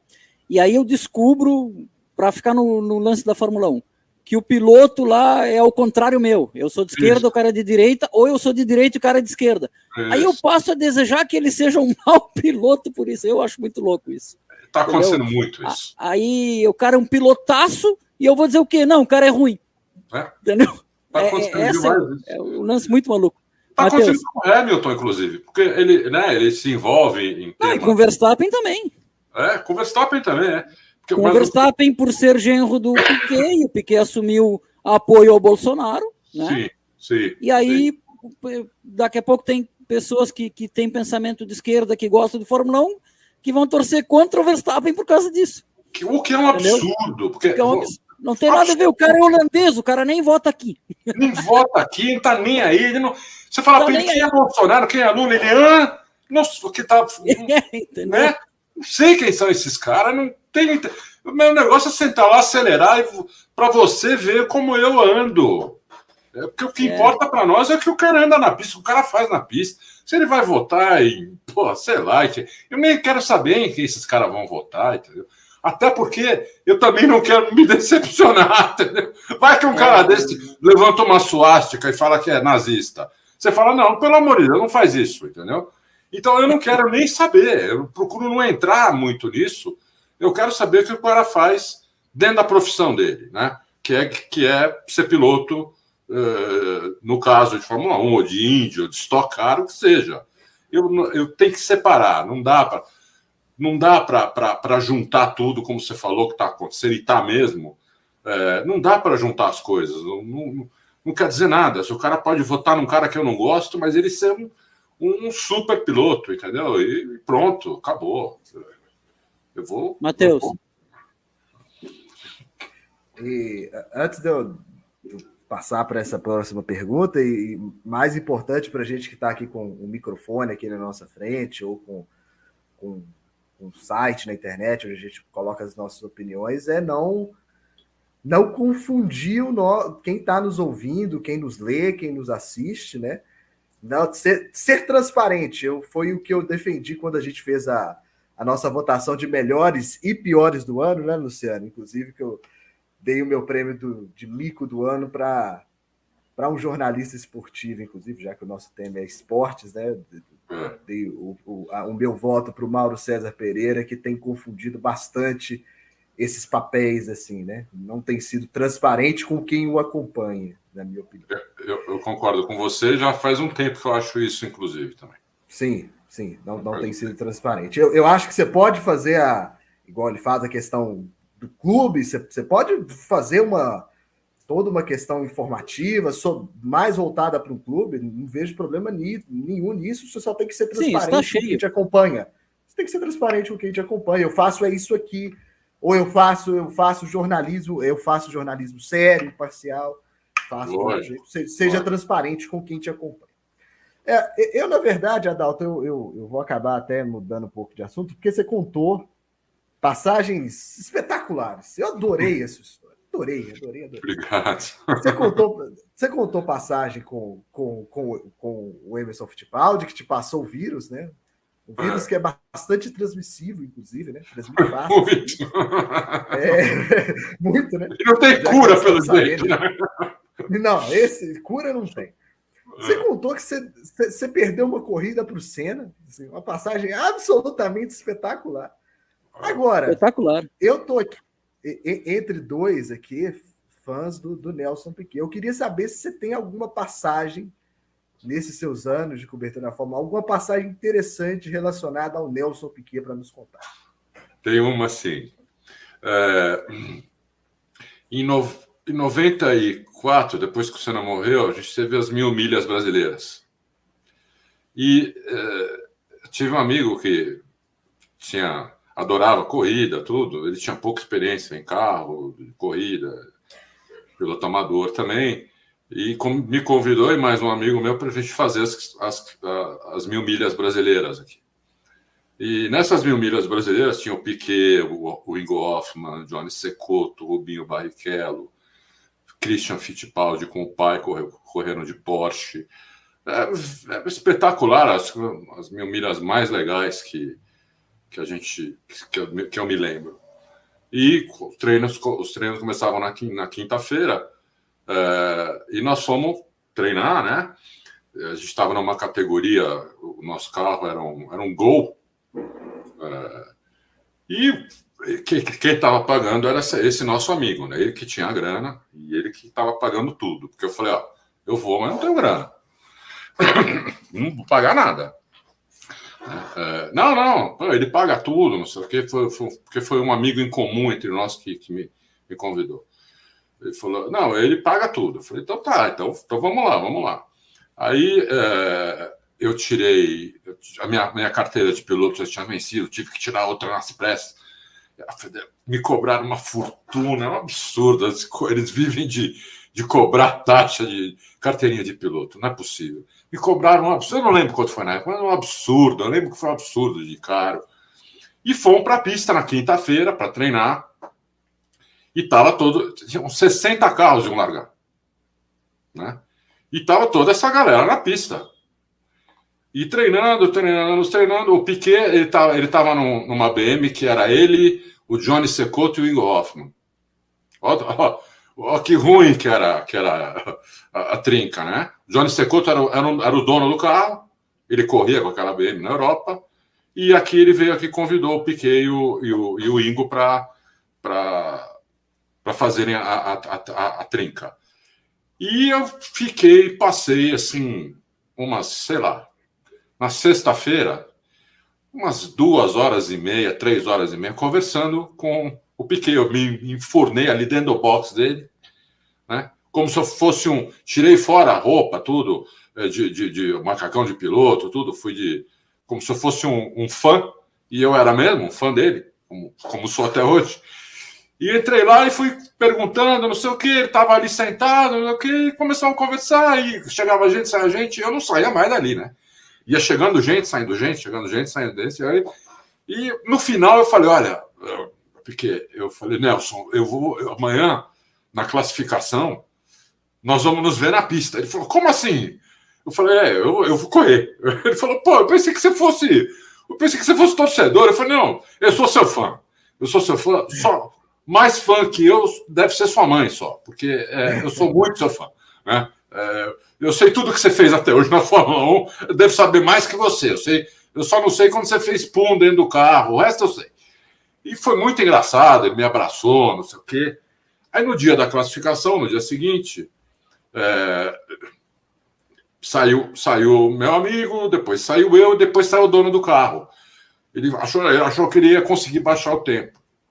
Só que aí, lá na junção, ele errou, capotou 5 vezes, deu 5 viradas no ar, destruiu o carro, não corremos, né? Então eu perdi a chance também de correr nessas 1000 milhas por causa do dono. Não dava nem para a gente reclamar, porque ele era dono do carro.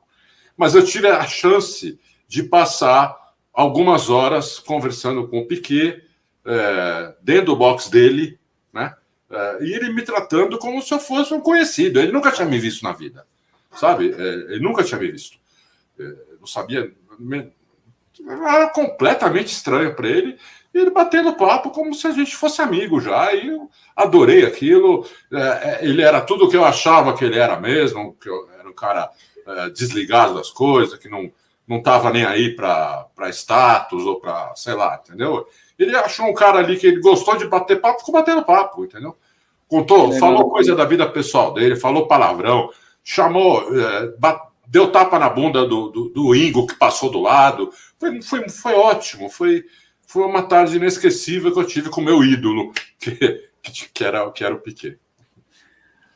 Olha só, hein? Ele perdeu uma corrida de kart para o Senna e deixou de correr contra o Piquet em Interlagos, Matheus. Vejam só. Revelações aqui na Ultra. E olha, essa que eu contei agora eu nunca tinha contado antes, tá? Essa é inédita. Poxa, que legal. Bota exclusivo que dá trabalho para fazer, meu filho. É verdade, exclusivo. A Vanusa Maria dizendo o melhor, sem sombra de dúvidas, é o Adalto. O Bruno Ferreira da Silva dizendo grande Adalto, para mim o maior jornalista especializado em automobilismo do Brasil. Obrigado, pessoal. Esse pessoal aí é show, hein? Você melhor torcida do Brasil, melhor esporte do Brasil. Vanusa Maria, perdi a vontade de assistir a Fórmula 1 depois de 94, mas graças ao Alonso e o Adalto, voltei em 2003. No patamar de Alonso, Adalto. Que legal. Muito bom. Muito legal, Vanusa. A Vanusa dizendo também que na Paraíba, após a morte do Ayrton Senna, a maioria deixou de assistir, mas graças ao Auto Racing e ao Café com Velocidade estão voltando.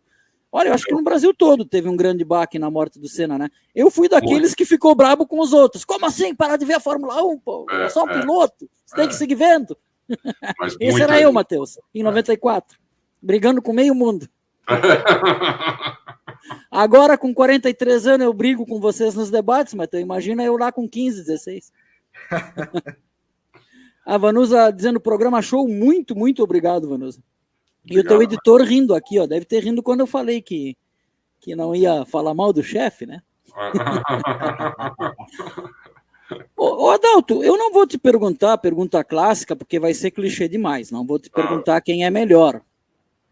Até porque é sacanagem isso. Mas uma vez eu escutei um comentário e eu quero saber se na tua visão ele tem lógica e nexo, tá? Eu escutei alguém comentar o seguinte, que perguntaram, né? Ele também era do meio do automobilismo. Perguntaram para ele, Piquet ou Senna, né? Que toda vez que alguém... Basta tu falar que gosta de Fórmula 1, tu não precisa ser jornalista. Chega para alguém que não sabe nada, né? E por algum motivo ele fica sabendo, você gosta de Fórmula 1? Gosto. A primeira coisa que o cara fala, Piquet ou Senna, né? É a primeira coisa. E esse cara respondeu um dia assim, olha, se tu der o mesmo carro para os dois e bota eles na pista, o Senna vai ganhar. Se tu der um mês para eles se adaptarem ao carro e mexerem no carro, o Piquet vai ganhar. Era por aí mesmo? Olha, tem até uma história, né, que eu nunca confirmei isso, nunca consegui confirmar isso, mas existe uma história de que o Senna foi fazer um teste na Brabham, quando o Piquet era piloto da Brabham, né? E esse teste estava o Senna e mais outros pilotos, nem lembro agora quem eram os outros pilotos. O Piquet acertou o carro e os caras iam ter que andar com aquele acerto do Piquet. Nesse teste, o Piquet foi 2 segundos mais rápido que o Senna. Lógico, o Piquet já era experiente, já era campeão, tudo. Não dá para você esperar que o Senna fosse ser mais rápido que ele. O Senna estava começando, o Senna nem tinha entrado na Fórmula 1 ainda, né? Mas o Piquet, antes do acidente lá na Tamburello, em 87, ele era um piloto que aliava muita velocidade, era muito rápido, com um conhecimento mecânico, um conhecimento de carro, um conhecimento de acerto impressionante, né? Coisa que ele pegou muito com o Niki Lauda, e foi o grande professor dele e do Prost. Não que o Lauda chegou para o Piquet e falou, não, eu vou te ensinar como é que faz a coisa. Não, o Piquet simplesmente ficou observando o Lauda quando eles correram juntos, né, porque estreou na Brabham, e o outro piloto era o Lauda, e o Piquet, inteligente como ele é, rápido como ele é, esperto como ele viu como é que o Lauda guiava, como o Lauda tratava com o engenheiro, como o Lauda entendia uma corrida, aprendeu aquilo muito com o Lauda. Depois o Prost, né? Não é por acaso que o Piquet e o Prost são dois dos melhores acertadores de carros da história da Fórmula 1, porque eles tiveram um grande professor, que foi o Niki Lauda. Para mim, ele é o real professor, não o Prost. O Lauda é o real professor, né? Então, o Piquet, antes de 87, eu acho que se tivesse ele e o Senna numa mesma equipe, eu não apostaria em quem ganharia. Porque podia ser muito isso que você falou. Na hora que o Piquet passasse a entender o carro, a fazer o acerto dele e conseguir esconder o acerto dele, que na época dava para fazer isso, o Senna ia ficar meio perdido, né, para acertar o carro e para conseguir andar mais que o Piquet. Depois de 87, depois do acidente, que o Piquet realmente ficou mais lento, aí eu acho que se eles dividissem um carro, o Senna ganharia. Mas antes de 87, não. Né? Acho que não, porque o Piquet tinha essas duas qualidades. O Senna demorou para ter essa segunda qualidade. Né? O Senna era muito rápido, muito ultra rápido, provavelmente o piloto mais rápido da história, mas ele demorou um pouco para adquirir as qualidades de entender o carro, acertar o carro, ler a corrida, entender o que os outros estavam fazendo. Não é que ele demorou, é que foi um processo que é um processo natural. É que nem o Verstappen hoje. Você compara o Verstappen de hoje com o Verstappen quando ele entrou na Fórmula 1, ou em 2016, por exemplo, é outro piloto. Ele é outro piloto. Né? É mais ou menos isso que aconteceu com o Senna depois, entendeu? Agora, antes era muito complicado, porque era muito rápido e era muito inteligente e sabia tudo do carro. Então, dizem até que ele fez um acerto, que ele sabia que o Senna ia ter muita dificuldade com o carro, porque ele não queria que o Senna fosse companheiro de equipe dele. Ele achava que dois brasileiros não ia dar certo na equipe, que podia até fechar a equipe por causa disso. Não é que ele tinha problema com o Senna, entendeu? Depois até eles tiveram problema, acho. Mas, assim, nessa época desse teste, ele mal conhecia o Senna. Ele só não queria ter dois brasileiros na Brabham. Né? Olha, então, Adalto, na Olimpíada agora eu não me lembro se foi em Pequim. Eu acho que foi em Pequim, na maratona aquática feminina. 2 brasileiras para ganhar a medalha. Elas começaram uma a bater na outra e as 2 perderam para uma alemã, eu acho. Talvez o Piquet tivesse certo nessa. Matheus, tem uma pergunta que eu prometi para o Wesley, que eu ia colocar no fim, porque ele pediu que ele fez uma pergunta para os 3, né? E a gente está meio que estourando tempo. Então vamos na tua última pergunta, depois a gente faz a do Wesley, que é para os 3. O Adalto, e agora eu quero complicar um pouco a sua vida, então, já que o Luciano colocou essa questão muito simples para você, se você colocar o Senna e o Piquet lá com o mesmo carro, quem ganha, coloca o Emerson nessa disputa pra gente. Que complicado, hein? É amigo da onça mesmo. Olha, é amigo da onça. O piloto, assim, para ganhar uma corrida é uma coisa, para ganhar um campeonato é outra coisa. Né? O Emerson, o Peterson era muito, o Ronnie Peterson era muito mais rápido que o Emerson. Só que o Ronnie Peterson não conseguiu ganhar do Emerson em 73 com o mesmo carro na Lotus. Não conseguiu ganhar. O Emerson foi campeão em 72 e 73 ele não foi bi porque o Colin Chapman teve uma corrida que ele tinha que trocar de posição. O Peterson estava na frente do Emerson e o Colin Chapman não mandou trocar de posição. O Emerson tinha certeza que ele ia mandar porque ele já tinha falado para o Emerson que ia trocar. E não trocou. Né? Por isso que o Emerson foi embora, inclusive, depois da McLaren, e foi campeão logo no primeiro ano. Foi o primeiro campeão da McLaren, inclusive, em 74. Então, o Emerson, ele me lembra mais o Piquet do que o Senna. O Emerson também era rápido, mas ele era mais inteligente do que rápido. Muito inteligente naquela época, numa Fórmula 1, onde quebrava. O Emerson entendeu isso. E o Emerson, ele nunca era o cara que menos quebrava carro. Era o cara que menos errava a marcha. Era o cara que... O Emerson foi o cara que introduziu um preparo físico de atleta para piloto, porque até então o preparo físico de piloto era um preparo físico de um cara amador, hoje que gosta de ir em academia. O cara que vai 3 vezes por semana na academia, o preparo físico dos pilotos era esse. O Emerson não, ele começou a fazer um preparo físico de atleta, ele corria em volta da pista. Quando ele chegava numa pista, o Emerson corria em volta da pista.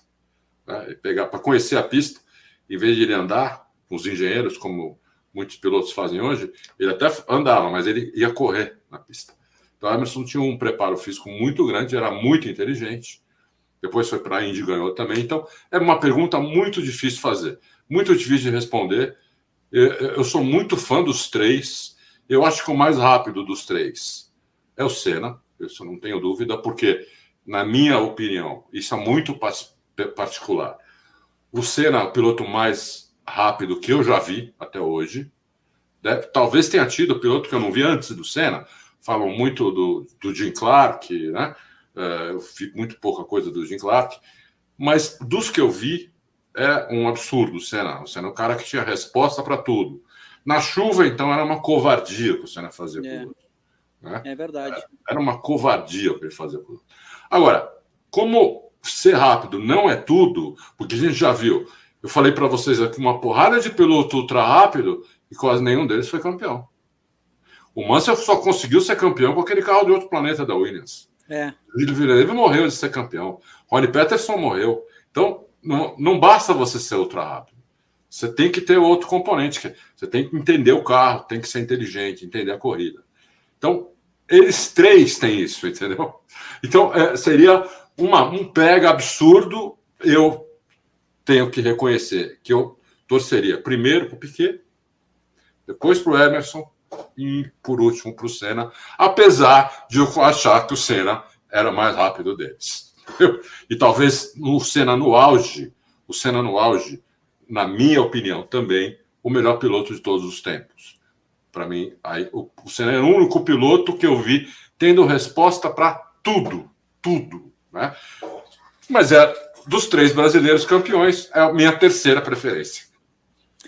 E o Wesley, ele perguntou para os 3 aqui, ele perguntou lá no início, eu deixei para fazer a pergunta no fim, exatamente por isso. Ele pede que cada um de nós diga o nosso preferido da atualidade e de todos os tempos. Cara, eu não consigo votar no preferido de todos os tempos sem ser com o coração. Mesmo que eu saiba que daqui a pouco não corresponde ao título, se todo mundo estivesse correndo uma corrida virtual, assim, né, com todos eles juntos. Então, para mim, o melhor de todos os tempos é o Nelson Piquet, porque é o meu ídolo de infância. Eu lembro até hoje, Adalto, eu não lembro o ano, nem que pista era, porque eu era muito criança, mas eu lembro de estar entediado num domingo de manhã e a minha mãe chegar, ligar a TV e olha isso aí que tá dando, então, para de incomodar, né? E aí era uma corrida de carro, eu comecei a olhar, o Piquet ganhou. Eu não lembro nem que GP era, nem que ano era. E desde aí eu torci pro Piquet. Então, para mim, o melhor de todos os tempos vai ser o Piquet. No grid atual, eu vario muito as minhas opiniões, muito. Mas no final do ano, o cara que eu estava mais gostando de ver correr, Carlos Sainz. Matheus, vamos deixar o Adalto por último aí, Matheus. É uma pergunta difícil. Se for preferência, de todos os tempos eu respondo com mais facilidade, que é o Schumacher, quem eu cresci vendo, né? Foi quem me trouxe, foi ver o carrinho vermelho ganhando com o Schumacher. Né? Então, acho que de todos os tempos é mais tranquilo.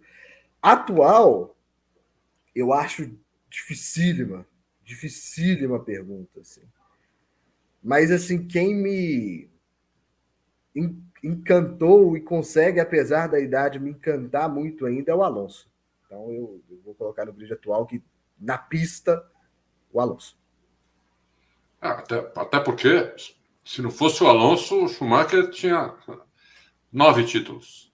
Sim. 9 títulos. O Alonso é muito bom, o Alonso é um monstro. Agora ele já está, né, já começou, como todo ser humano, você sobe, depois você tem, depois você cai. Já começou a descendência dele, mas o Alonso no auge era um monstro. Um monstro. E Adalto, eu acho que você ainda consegue, mesmo ainda na descendente, você ainda consegue ver, assim, lampejos ainda. Algumas corridas fantásticas. Absoluto, né? E fez o pódio no final da temporada. O Alonso... e aquela disputa por posição que ele teve com o Hamilton, nesse ano ainda. Assim? Não, foi fantástico. Na Hungria, Isso. Sei lá quantas Acho que é a Hungria. Não, Alonso... Mas aí, Adalto, respondendo o Wesley aí, para ti o melhor do grid atual e o melhor de todos os tempos. É o melhor de todos os tempos ou o preferido de todos os tempos? Eu tenho dois. Se você for falar assim, eu tenho dois. Preferido. Ele botou preferido de vocês, do grid atual e de todos os tempos. Se for preferido, é o Piquet. Porque também, como você, era meu ídolo. Quando o Gilles Villeneuve morreu, eu só não parei de assistir Fórmula 1. Eu joguei tudo fora. Eu não vi aquele campeonato de 82, porque ele era meu grande ídolo, o Gilles Villeneuve. E aí eu voltei a ver Fórmula 1 em 83 por causa do Piquet. E aí o Piquet tomou totalmente o lugar que o Gilles Villeneuve tinha, e aí eu fiquei muito, muito, muito fã dele. Para mim, ele é meu preferido até hoje. Aquele capacete dele, quando eu vi aquele capacete, meu coração, sabe, ficava assim. Eu torcia para ele em qualquer circunstância. Até naquela Lotus porcaria que ele tinha que disputar o 8º lugar, eu falava, se ele chegar em 7º, eu já vou soltar rojão, entendeu? Quer dizer, então é isso. Eu acho o Piquet o preferido. Atualmente, eu acho ainda, isso pode mudar, eu ainda acho que o Hamilton é o melhor piloto. Ele é mais completo, ele tem mais experiência, e eu acho que ele não entrou ainda na descendente. Ele vai entrar muito, muito, muito rápido. Ele está bem no fim do auge dele para começar a descer. Pode ser até que ele comece a descer esse ano, não sei, vamos ver. Mas eu ainda acho que é o Hamilton. Porque o Hamilton tem uma visão, né, do carro, da corrida, da equipe, que o Verstappen, por exemplo, ainda não tem. O Verstappen talvez seja um pouco mais rápido que o Hamilton é hoje. Mas o Hamilton tem uma visão. Eu tenho dois contatos, né? Coincidentemente, um na Mercedes e um na Red Bull há alguns anos já. E a gente conversa muito. E eles são muito amigos. Foi um que me apresentou outro. O que está na Red Bull, ele saiu da Mercedes para ir para a Red Bull. Né? Eu o conheci na Mercedes, depois que ele foi para a Red Bull. Eles mesmos têm dificuldade, hoje, eles estão com dificuldade em dizer quem eles acham melhor entre o Hamilton e o Verstappen, entendeu? Então, se dois caras que trabalham nas equipes têm essa dificuldade, eu não vou me... Né? Agora, minha opinião pessoal, eu ainda acho que tinha o melhor, mas assim, pode mudar facilmente para o Verstappen, porque o Verstappen é um monstro e vai muito para cima. Tem um estilo que eu gosto demais. Ô, Matheus, foi só quando o Adalto falou lá no Loucos por Automobilismo que o contato dele tinha mudado da Mercedes, né? Tinha saído da Mercedes, é que eu me convenci que o contato dele não era o Toto Wolff. Cara, não para de chegar comentários aqui, poderíamos ficar mais umas 2 horas com o Adalto. Eu vou passar rapidinho aqui para o pessoal não ficar brabo, mas pedir mais uma vez, tá, pessoal? Se inscreva no canal, curta, compartilhe. O nosso canal funciona da seguinte maneira: segundas e sextas o Mega Esportes, em conjunto com a Rede Cidade, é um programa multiesportivo, presta mais atenção obviamente no futebol, mas hoje como entrevistado é da Fórmula 1, né? O maior tempo foi para a Fórmula 1. O programa das terças-feiras é só de Fórmula 1, chama Pisa Fundo, começa 8 da noite comigo, Matheus, Felipe, e na quinta-feira tem um programa que o Thales e o Douglas apresentam, que aí tem aquilo que a gente convencionou chamar de outros futebols, né? Eles falam de futebol feminino, de futebol de base, futebol americano, né? Futsal, né? Que é o programa da quinta-feira. Então, segunda, terça, quinta e sexta, sempre às 8, 8h05, tem alguma programação aqui no canal Ultra Esportes. Vamos passar rapidinho aqui os comentários antes de se despedir do Adalto.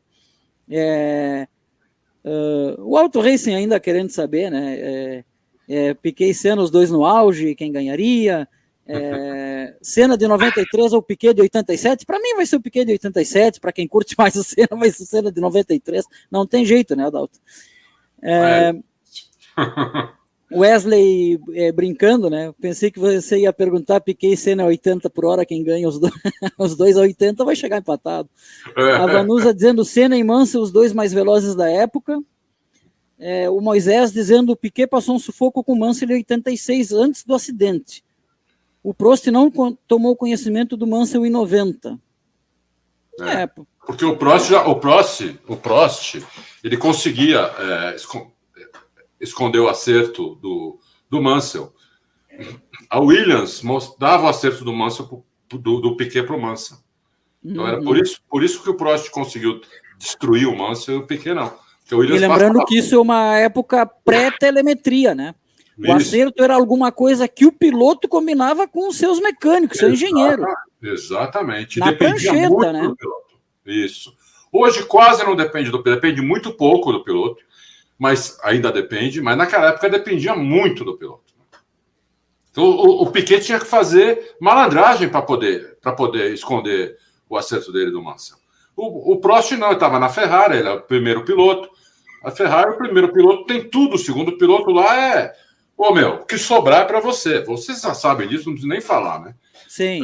Então, é isso.